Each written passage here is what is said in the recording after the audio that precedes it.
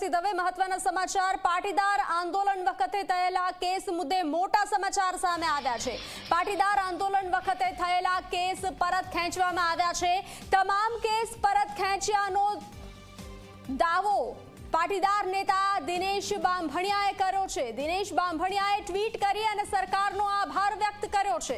પાટીદાર આંદોલન વખતે હાર્દિક પટેલ, ચિરાગ પટેલ, દિનેશ બાંભણિયા અને અલ્પેશ કથિરિયા સામે રાજદ્રોહ સહિતના ગંભીર કેસ દાખલ કરાયા હતા, જે સરકારે પરત ખેંચ્યા હોવાનો દિનેશ બાંભણિયાએ દાવો કર્યો છે.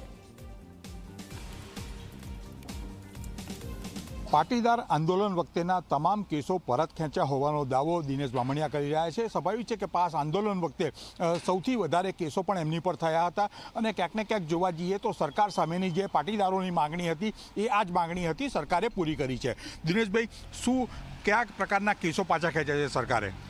ગઈકાલે મુખ્યમંત્રી દ્વારા આ નિર્ણય લેવામાં આવ્યો છે અને ફાઇલ ઉપર સાઇન પણ કરવામાં આવી છે, એવી માહિતી અમારી પાસે સચોટ મળી છે. ખાસ કરીને જે કેસો પરત નહીં ખેંચવાનો નિર્ણય 2017ની સરકારમાં લેવાયો હતો કે ભાઈ આ મુખ્ય જે ગંભીર કેસો છે એના ઉપર અમે હાલ કોઈ નિર્ણય લેતા નથી.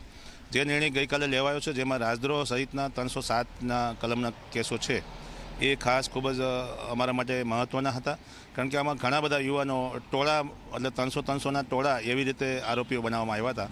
તો આ કેસો પરત ખેંચવાનો નિર્ણયને અમે આવકારીએ છીએ. ખાસ કરીને તમારી સામે છે ધારાસભ્ય હવે હાર્દિક પટેલ છે, એ તમામ સામે રાજદ્રોહના કેસો હતા, એ તમામ કેસો પાછા ખેંચવામાં આવ્યા છે. જી, રાજદ્રોહના મુખ્ય ગુજરાતમાં 2 કેસો થયા હતા, એક સુરતમાં અને એક અમદાવાદ ડીસીબીમાં. એ બંને કેસો પરત ખેંચવામાં આવ્યા છે. કડી, કલોલ અને મહેસાણાના સામાજિક આગેવાનો ઉપર 307 જેવી કલમના પણ કેસો કરવામાં આવ્યા હતા. જે કેસો પરત નહીં ખેંચવાનો નિર્ણય જે તે સમયે લેવાયો હતો તે ગઈકાલે પરત ખેંચવાનો નિર્ણય લેવાઈ ગયો છે. આ સત્તાવાર જાણકારી તમને કોને આપી છે? મને સીએમઓમાંથી આ જાણકારી મળી છે અને આ જાણકારી મળવા કરતાં પણ ગઈકાલે નિર્ણય લેવાયો છે. એ અમારી અગાઉથી માંગણી હતી અને ગઈકાલે એ નિર્ણય લેવાઈ ગયો છે. તો સરકાર અને પાટીદાર આંદોલન વચ્ચે જે ક્યાંક ને ક્યાંક ડિસ્ટ્રીબ્યુટ ચાલતા હતા અને વાટાઘાટો થઈ હતી, સમાધાન થયું હતું, એમાં કેસ ખેંચવાનો મુદ્દો પણ હતો. હવે કેસ પાછા ખેંચાઈ ગયા છે. પાસનું રૂખ શું? ઘણા બધા હજુ સામાન્ય કેસો પણ બાકી છે કે જેના યુવાનો સુધી કોર્ટ સુધી પહોંચી નથી. એ અમારી લડાઈ છે અને હજુ અમે એ બાબતે સંપૂર્ણપણે એક યુવાન એમાંથી મુક્ત ન થાય ત્યાં સુધી અમારી આ રણનીતિ રહેશે. બીજું કે પાટીદાર આંદોલન સાચું હતું અને આપે હમણાં જ ટૂંક સમય પહેલાં નીતિનભાઈનું પણ નિવેદન સાંભળ્યું છે કે જે ગંભીર પ્રશ્નો ઊભા થયા હતા તેને લઈને પાટીદાર આંદોલન થયું હતું. એટલે સરકારને ભલે ઘણા લાંબા સમય પછી જ્ઞાન થયું છે, તો અમારા જે શહીદ પરિવારોના યુવાનો છે એને અમે આ તકે યાદ કરીએ છીએ કે એમની શહીદીના ભાગરૂપે આ બધા લાભો મળ્યા છે અને એ શહીદ પરિવારોને આજે પણ અમે ગુજરાતની પાટીદાર પ્રજા એમનો ઋણ નહીં ચૂકવી શકે. ખાસ કરીને જ્યારે કેસો સરકારે પાછા ખેંચ્યા છે તો જે સમાધાનના મુદ્દા પર જે આંદોલન હતું અને ક્યાંક ને ક્યાંક પછી બેઠકો થઈ હતી, એ બેઠકને હવે સરકાર માટેનો રૂખ પાટીદારોનો અને પાસનો કેવો?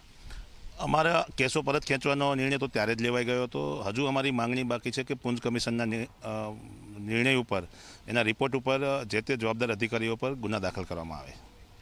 ચોક્કસ ક્યાંક ને ક્યાંક રાજદ્રોહ જેવા કેસો સરકારે પાછા ખેંચ્યા છે, એ માટે પાસના નેતા ક્યાંક ને ક્યાંક સરકારનો આભાર માને છે. પણ હજુ કેટલાક કેસો એવા છે અને ક્યાંક ને ક્યાંક માંગણીઓ હતી કે અધિકારીઓ સામે પણ પગલાં લેવાય, એ માંગણીઓ હજુ પાસ આંદોલનકર્તાઓએ ચાલુ રાખી છે. કેમેરામેન રમેશ ટોડિયા સાથે હિતલ પારેખ, જી મીડિયા, ગાંધીનગર.